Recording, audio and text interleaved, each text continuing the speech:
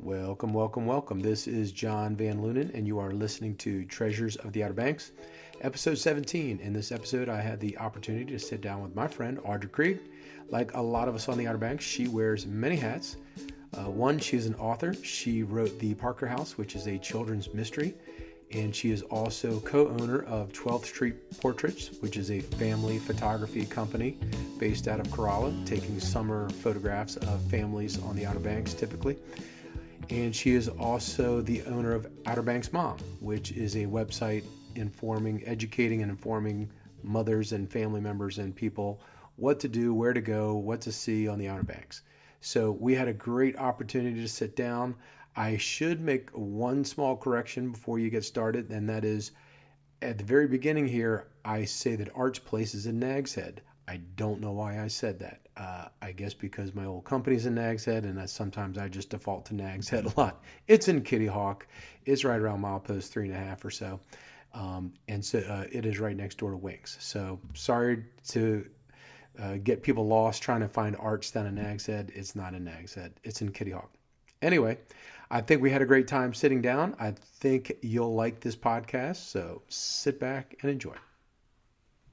Joey tossed and turned all night. He was still thinking about why Violet wasn't answering him, and every time he woke up throughout the night, he would check his phone to see if she had responded. He knew it was early, but he texted Finn back. "Hey, sorry.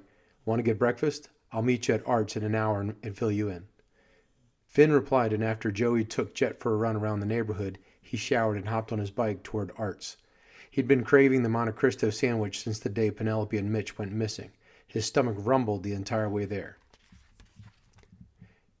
Joey parked his bike along the side of the fence at Arts. Finn's bike was already there, so Joey hurried inside. Miss Tammy was already working on the grill. "I've got a well-done Cristo coming your way, kiddo." "Thank you, Miss Tammy. You're the best." "Don't thank me. He ordered for you, honey." Joey gave Finn the same half handshake, half high five that his dad gave Mudgy the night before and grabbed a chair. And that is from The Parker House by Audra Krieg, and I have Audra Krieg with me. Thanks for coming out today. Thanks for having me. Hopefully I didn't butcher that up too bad for you, but I picked that one out because it just kind of paints a picture of our culture, the one you and I live right here on the Outer Banks. Arts does exist. Do they have a Monte Cristo sandwich? They do. They have a Monte Cristo Okay. sandwich, yeah. And they are in Nag's Head. I guess that's right around milepost 3.5 maybe. And they are right next door to Winks, which is another popular landmark. So tell me a little bit about writing The Parker House and, just weaving in some of those local landmarks. Yeah, so The Parker House is actually really like a combination of stories that I told my Joey, who's my now 18-year-old son, but when we first moved to the Outer Banks, which was almost about 12 years ago now, he was really miserable living here.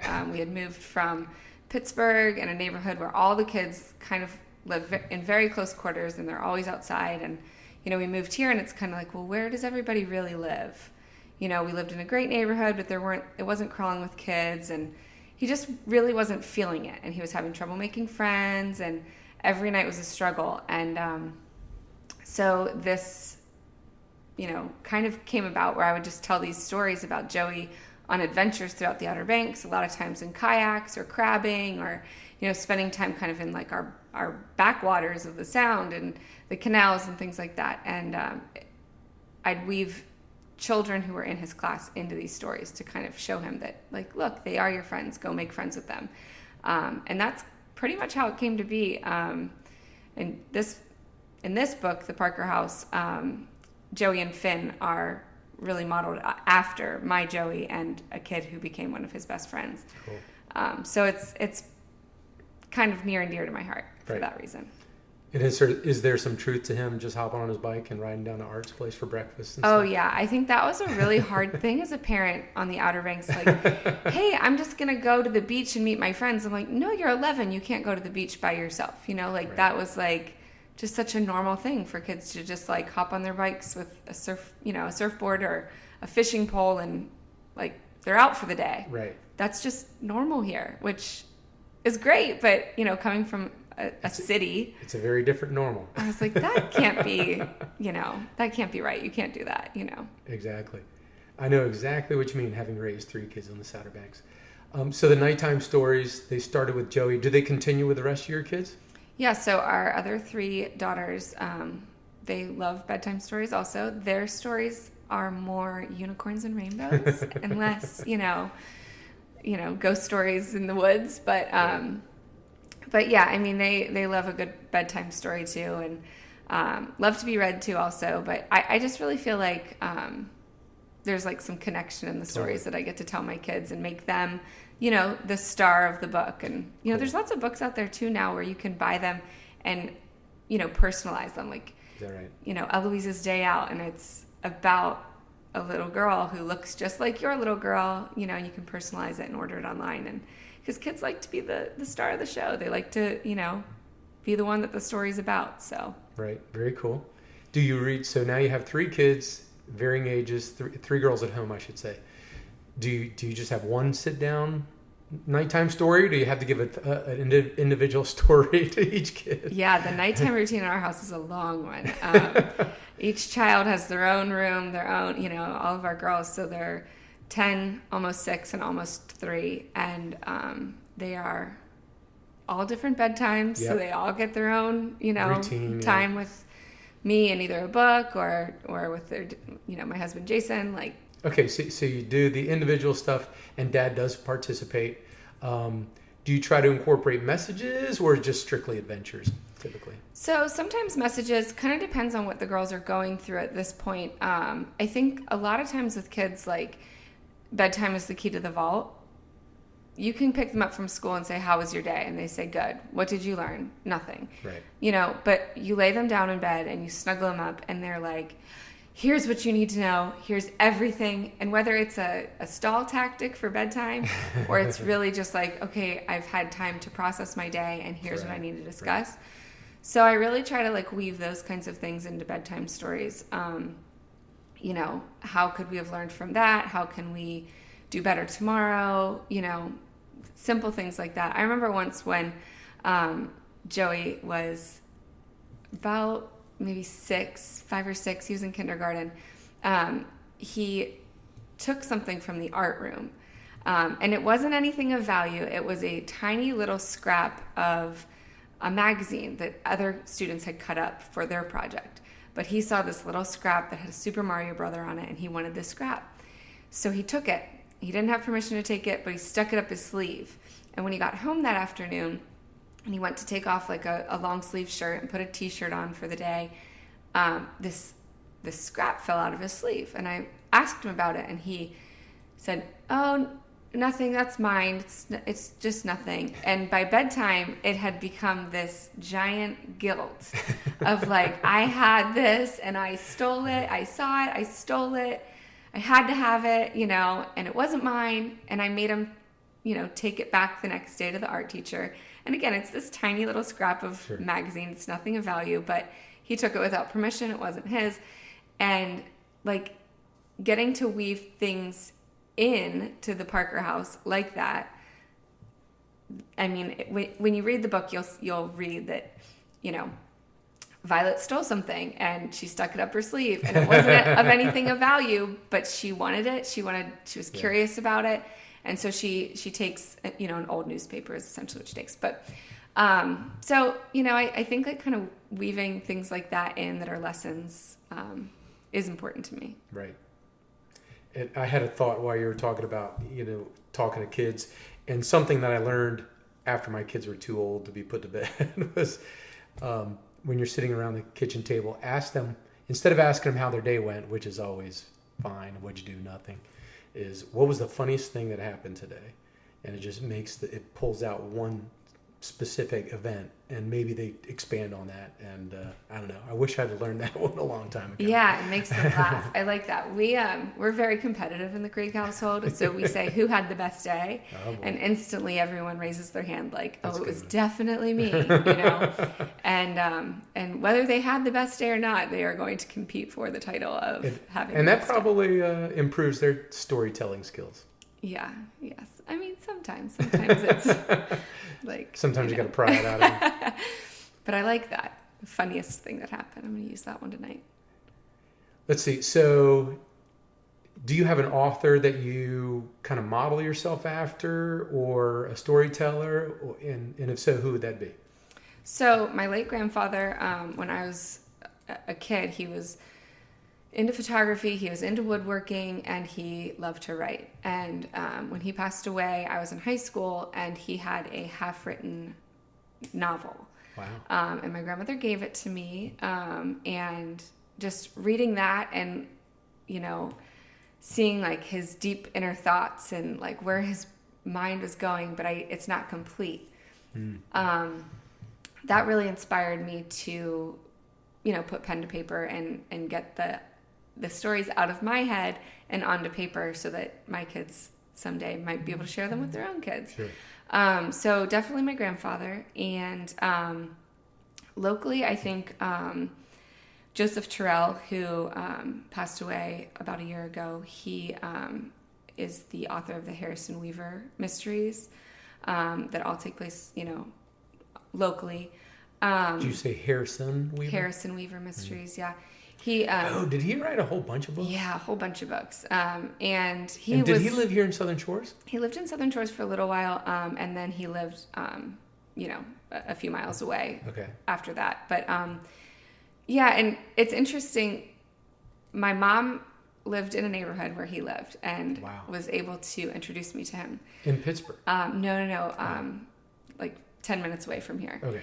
And he, I was able to get introduced to him and to get to know him a little bit. And just the way that he encouraged and was like, just get out of your head with it. Just go do it. You don't Sure. need,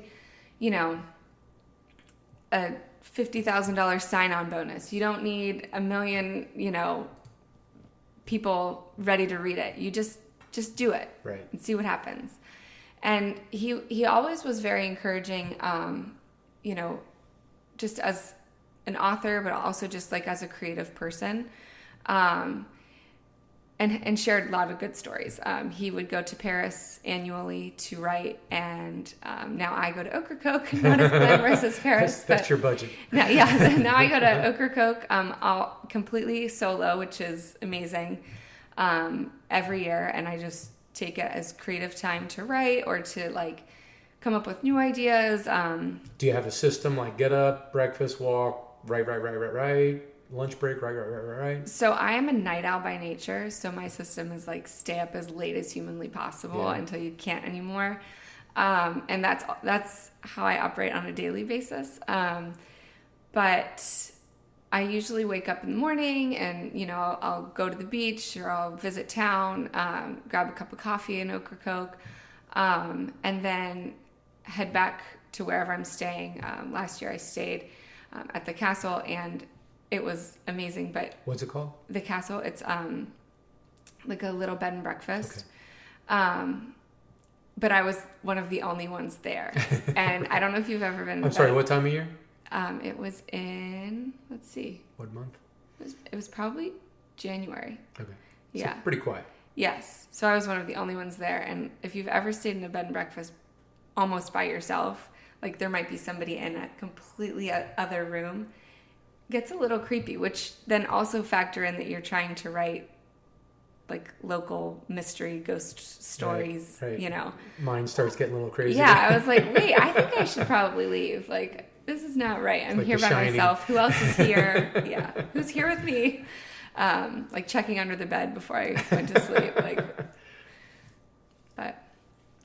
Okay. So you had the Harrison Weaver mystery series kind of inspiring you, your grandfather inspiring you. That's great stuff. And obviously what I appreciated about the book is you kind of weave in the local culture, the kids going to the beach, hanging out by the pier or whatever. Local problems. You're talking about housing, old, the classic landmarks being torn down, being replaced by some money greedy person or something like that. So are those in the stories that you tell at night, or did that just kind of work really well for this story? Yeah, that just kind of organically came as I was writing. We obviously needed to have a reason why these kids cared about this old house. Why do they care if it gets torn down or not?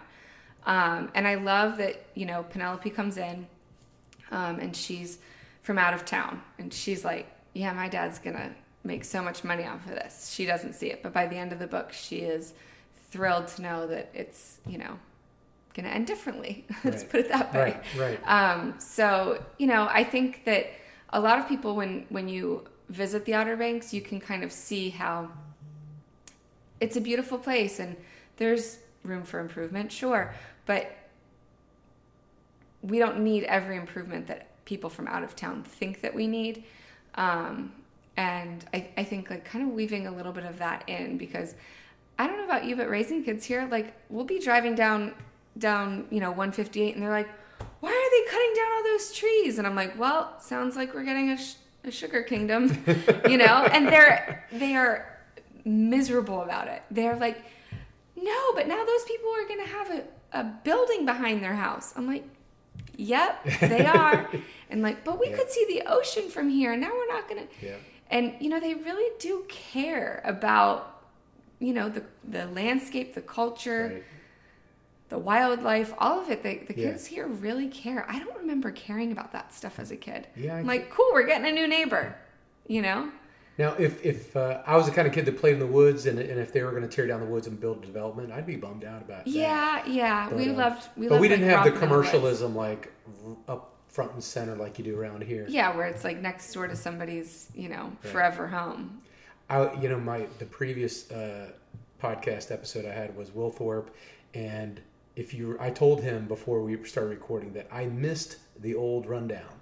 And do you remember the old rundown? Yeah. Okay, brick shack, you know. But what I miss about it was that when you came up the hill and you took a left to go to Duck and Kerala, there was a little golf course there. And okay, so it's a miniature golf course. All right, a little tacky, but it looked cool. It had palm trees or whatever, and you could see the ocean. Yeah. Hilton Garden Inn wasn't in, and when you turned and made the corner, you're up at the top of the hill, and you could just see the ocean. And how cool was that when you came to the Outer Banks? So beautiful. It was one of the first things you saw, you know. And of course, Rundown was right behind the miniature golf course, and now you can't see the ocean more or less. Now you have a Walgreens there, and it's not just a little Walgreens; it's an enormous Walgreens. Yeah. Probably about 4 times bigger than it needs to be. I hate to slam businesses around here, but I know, and I think I almost always hesitate to talk about local problems because they're almost always local people, somebody that you know, and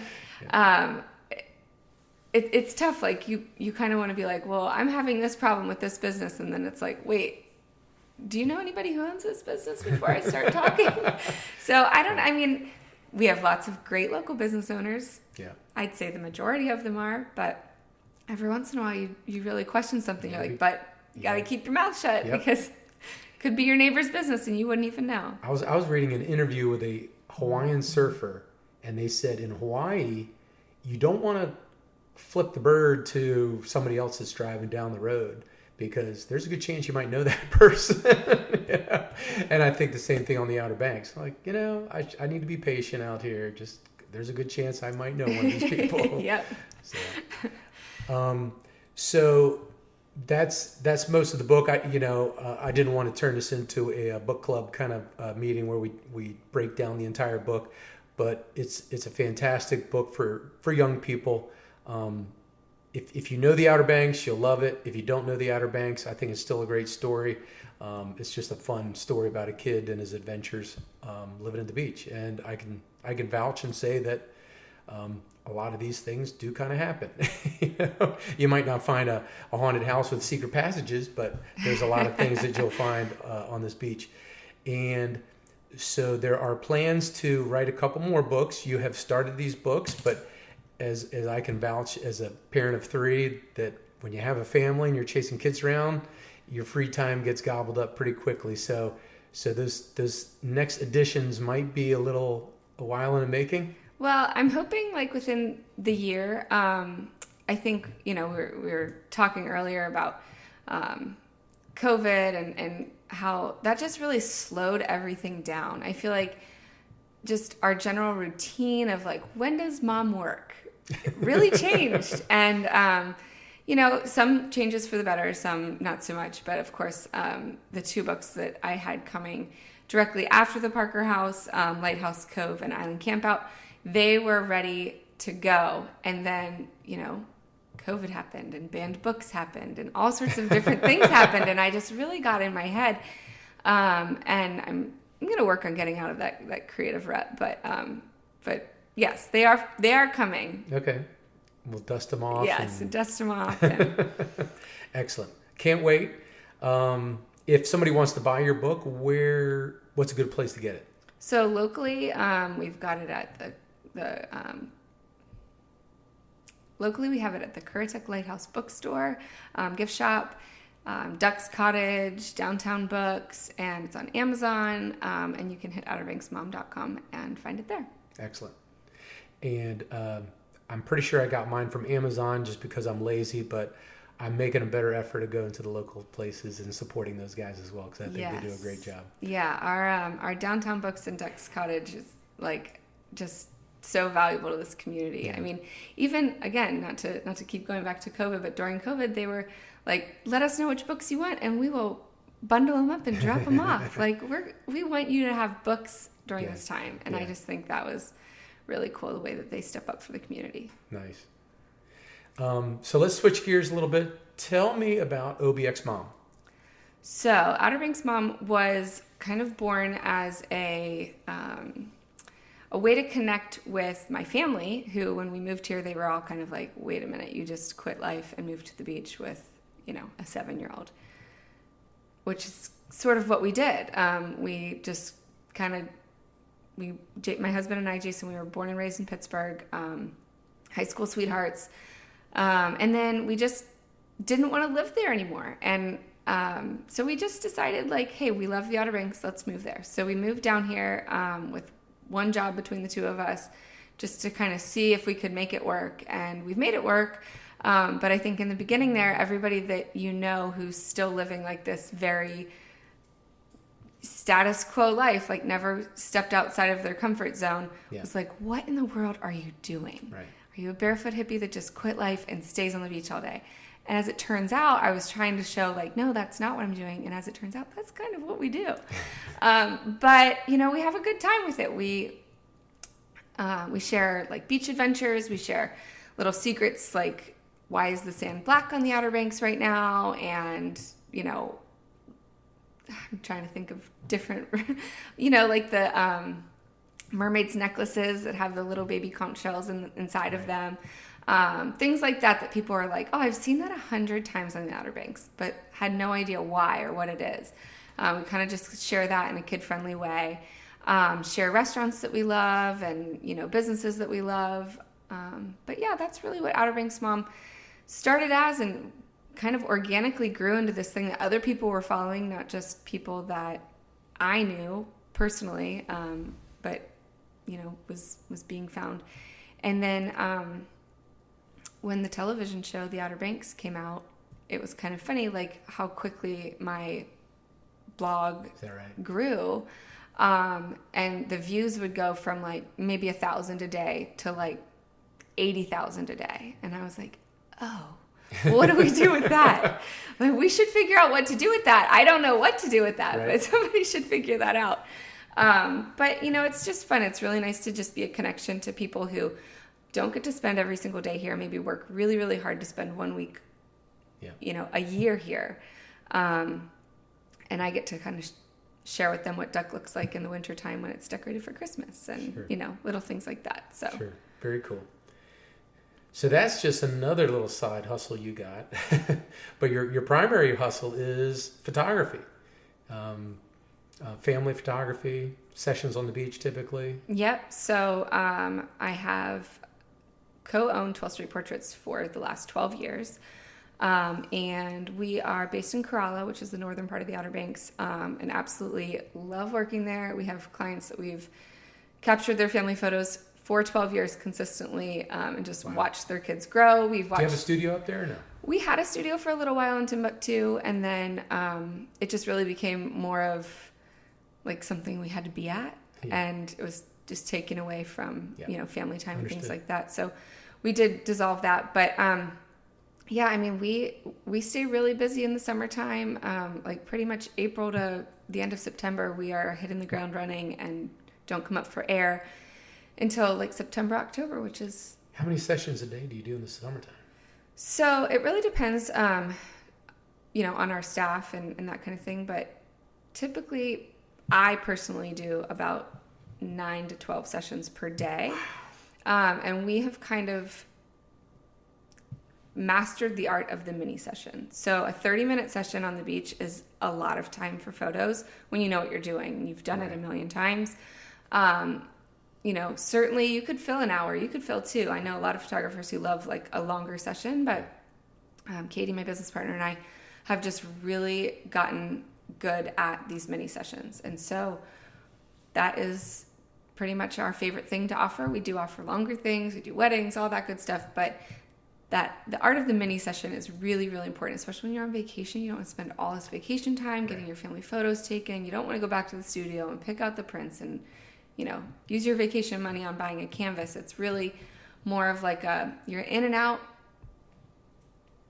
get your family photos, have some fun, laugh along the way, and see you later. And one of the things I'm most proud about with our business and how we run things is that we really try not to add stress to the family photo dynamic. I mean, I don't know about you, but if I tell Jason that we're going to get family photos, he's like, great, cool. Didn't we do those last year? I'm like, we sure did, and we're doing them again this year, And he knows, they're just important to watch your kids grow and just to have them throughout the years. But 9 times out of 10, Dad doesn't want to get his photo taken. So if you make it short and sweet, and tell them that the Corral Beer Garden's right across the street, then they're pretty happy. Yeah. So reduce that pain point. Yeah. So one of the best. So are you pretty much in the same location? Yeah. Ideally all day, and just people come and go. Yeah, and not necessarily all day, but for about 2 hours in the morning, 3 hours in the evening, and it works out great. And so often we get people who say like, "Oh my gosh, this is actually really fun." Right. We just try to keep it like lighthearted and fun. Come on out to the beach and see you later. It's not like I'm coming to your beach house and, make sure everybody's ready at this time. And it's, we just really try to take the stress out of it and have everybody just kind of, it's like an excursion. You come to our spot, you have your photos taken and you leave. And then there's another family waiting. Do you do some kind of recon not recon, but intel gathering beforehand so you know the party? Or so we try to book people either over the phone or over email, and just really kind of get to know, like, why are you guys here? Have you been to the Outer Banks before? Are you celebrating anything? Who do you have with you? Right. That kind of thing. And then we just keep that in our notes. And that's exactly what I'm asking. Yeah, it's just because that would, to me, in my mind, that would shorten that period when they show up. Yeah. We don't need to go through the whole ramble of, hi, my name is Audra type of thing. Yeah. We've already talked several times or communicated several times. Yeah. We've already had some dialogue and gotten to know each other a little bit. And, we try to put up a lot of information about ourselves on our website just so that people kind of know, like, who they're meeting, Yep. I think it's really important for people to feel comfortable. And absolutely. Katie and I are both moms. She has 3 kids under the age of 8, and I obviously have a very wide range of ages, 18, 10, almost 6, and almost 3. So, I think our collective experience as moms really makes us better photographers and more understanding to, like, okay, this isn't working right now. This child wants to play. Let's just get playful pictures then. And you'll be happy that you have playful pictures rather than ones that are screaming. Everyone's stressed out. And that kid is, you can tell that Dad has a death grip on that kid's arm to keep him still. Just go play, have fun. Right. So. Right. I wish I had, as you know, I used to be a preschool PE teacher. One of the best. The only and the best. But I wish I'd gone through that training before I became a parent. I think I would have been a better parent. I could have been more entertaining. I would have had fun games. In preschool, I was able to basically experiment with, okay, what's fun, what's not fun, how are we going to deal with these kids? Anyway, so I'm glad to hear that that's going well. And what is that website we can find you at for photography? So that's 12thstreetportraits.com. Excellent. And I'm sure you highly recommend pre-books. How far in advance should people book for you?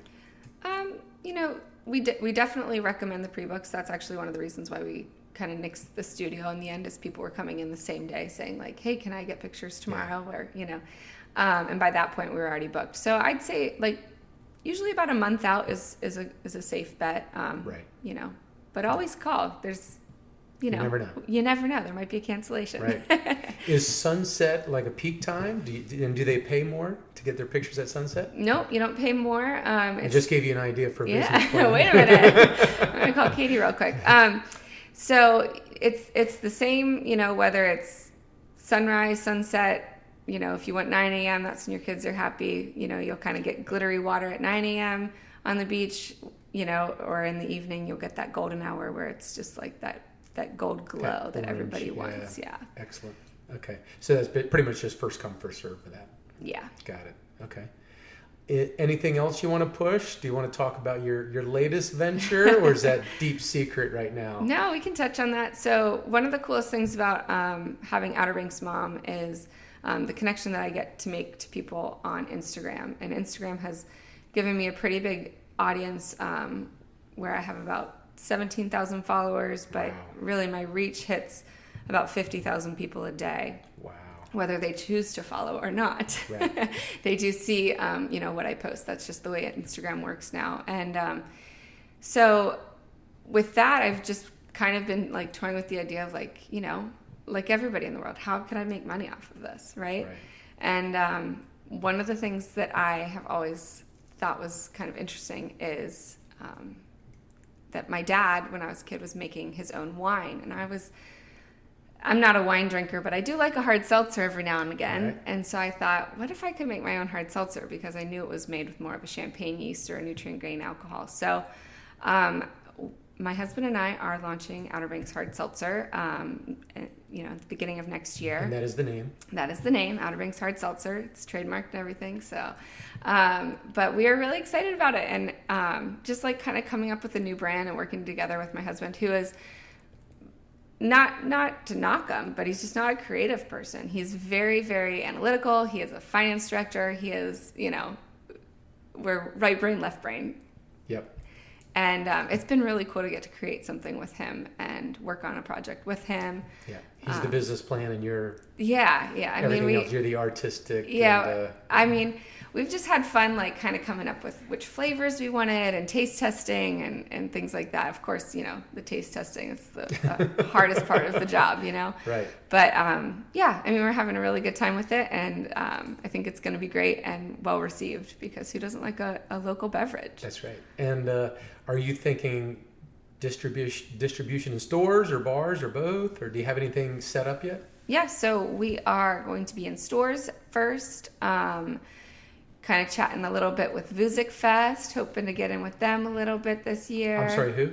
With Vuzik Fest. That big concert thing? Yeah, the Summer Music Festival. I never made it down there. I saw the signs, but never found it. Yeah, their concerts, I'm so blown away by what they've been able to do.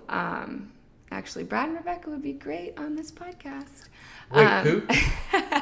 Brad and Rebecca Myers. They're amazing. They started Vuzik Fest. And actually, Vuzik started as, something at the Hilton Garden Inn in Kitty Hawk. It was Music with a View during COVID. All the music festivals had been canceled. Yeah. So right there in the courtyard, they threw a concert, and you could watch it from your balcony. I must have missed that memo. It was pretty neat. So anyways, they've just kind of pulled together this awesome music festival, and it's been great. So you're going to be one of the featured drinks at Vuzik Fest. Well, I don't know if I'm there yet. You heard it here first. I would like to be. Gotcha. And I'm sorry, you said the stores. Did you have bars set up yet, or have you talked to people at all yet about that? So our initial investment of how many cans and how many cases we can buy is really kind of keeping us out of bars for now. Gotcha. But we are hoping that by the summertime, we'll be able to get into the bars and things like that. Wait and see how things evolve and kind of go from there. Yeah. Okay. Excellent. Anything else? So I should say, before we kind of wrap this up, is if you have noticed, Audra has several things going on in her life. I can vouch for this as being a parent on the Outer Banks. Very normal. If you don't have 3 jobs, you're not doing it right. Yeah. If you have 1 job, you got really lucky because you got one place that's taking care of your income. But she's got a couple things, and maybe not all of them are just pouring income into her pockets, but it is kind of the angle we have. I know I've had 3 or 4 jobs. Seasonal stuff comes and goes. You put down one thing, you pick up the other. So very normal. So if you want to relocate to the Outer Banks, plan to work. I hope you have a wide skill set and you can do a few different things there. Yeah, it's funny. Outer Banks Mom is probably the only thing that is a full year long, right? Avenue. Everything else is in little pockets. I write in the winter. I create new projects in the wintertime, and I take photos in the summertime. Right. That's about it. Yep. So. Yep. And once you start taking pictures, I'm sure everything else gets put on the back burner. Oh, for sure. All right. Anything else you want to wrap up with, Audra? I don't know. I guess that's really it. I appreciate you having me on today and chatting with you. I feel like the people need to know that you are the best Mr. John preschool gym teacher that there ever was. If we could only trademark that and multiply myself, we might have another business There plan. might be an opening. I'll have to ask Cody's teachers when I pick her up this afternoon. That's right. See how bored I get this winter. I might have to come back. All right. Well, thanks for coming out today, Audra. I appreciate your time. Yeah, absolutely. Thank you for having me. All right. I appreciate Audra sitting down and having a talk with me today. I should highly recommend that you check out some of her businesses.